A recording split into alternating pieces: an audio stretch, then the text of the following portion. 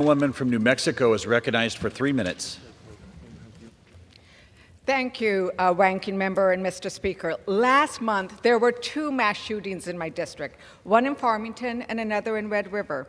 On Friday, I met with police officers, victims, and neighbors who were terrified and wounded.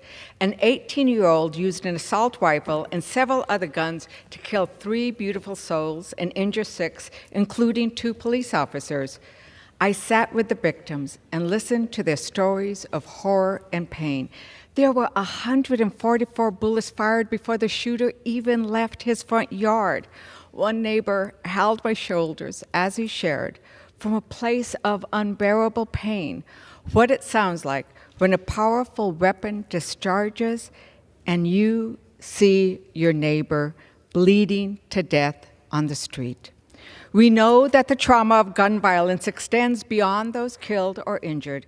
That's why my constituents and Americans are pleading with Congress to do what we can to prevent gun violence.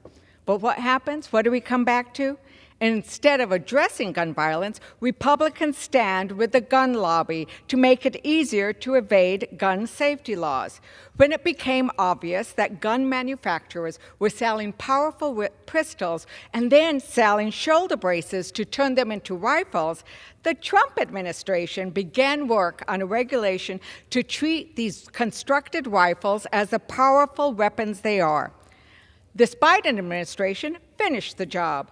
Gun manufacturers and sellers are using a loophole to avoid public safety protections. This is how gun salesmen are describing the loophole, and I quote, "It might look and function like a rifle, but thanks to the fact that AR-15 pistols don't come built with a stock, they're legally classified as pistols, giving them a full pardon from the inconvenient NFA restrictions," and I end quote. Listen.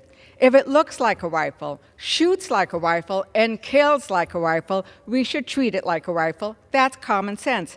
But sometimes common sense isn't that common in the House these days.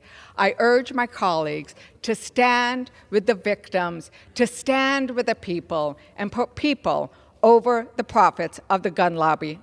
I yield back. Gentlemen.